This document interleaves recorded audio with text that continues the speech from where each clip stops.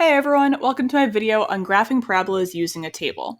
I know that without having a math teacher in the classroom, it can be really hard to grasp new concepts, so I wanted to make a video for you so you understand how to graph using a table, just get more comfortable with doing that method again. We did used to do this back with linear functions, but with all the things that have been happening in this year, it makes sense that we might have forgotten this. So let's just recover it with quadratic functions. Now, also, before I get started, as a disclaimer, I know this is the exact same format as your assignment from yesterday. I promise you these are all new equations. I'm not assigning you the same thing twice in a row. I just really happened to like this little graph setup, so I kept it and just gave you some new equations.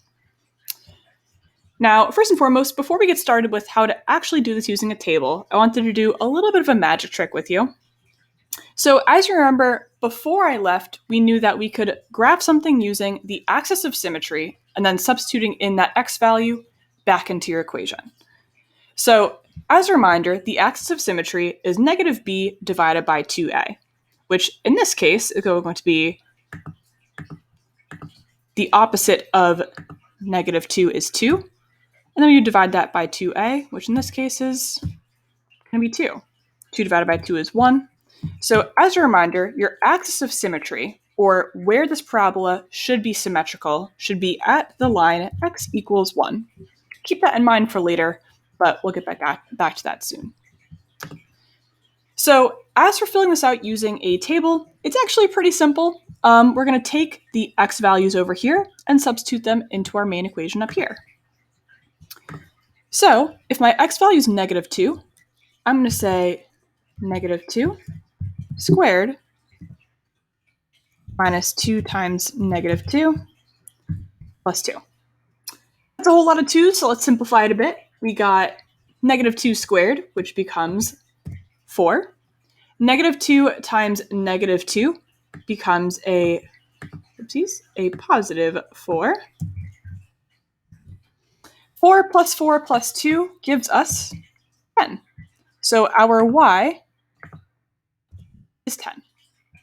We're going to take one of these dots, go to the coordinate negative 2, and then count up 1, 2, 3, 4, 5, 6, 7, 8, 9, and 10. There we go. So that's pretty much how I do it for each and every one of these coordinates. I'm going to fast forward through this bit a little bit just because I imagine you can figure out this math for yourself, but, figure it out anyway. So I'll be right back after I fast forward through this bit.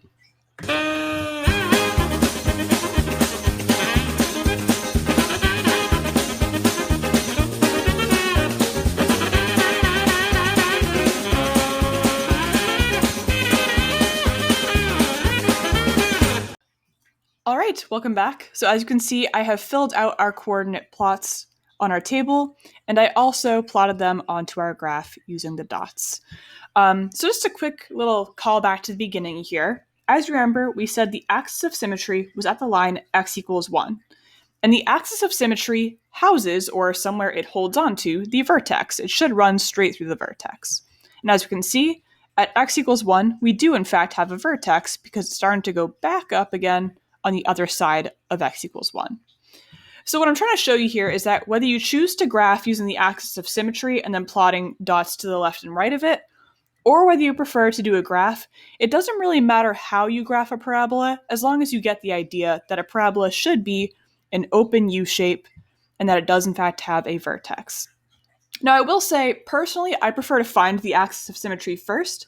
That's the only guaranteed way to run into the vertex, because without it, you could really just kind of plot any random x or y that you prefer and just see if it works. So personally, I go for axis of symmetry, but if you prefer to graph using a table, feel free to do that, and there's nothing wrong with that. So that's really our entire video. I hope this helps you guys a lot, and if you have any questions, feel free to let me know, and I'll see you guys tomorrow.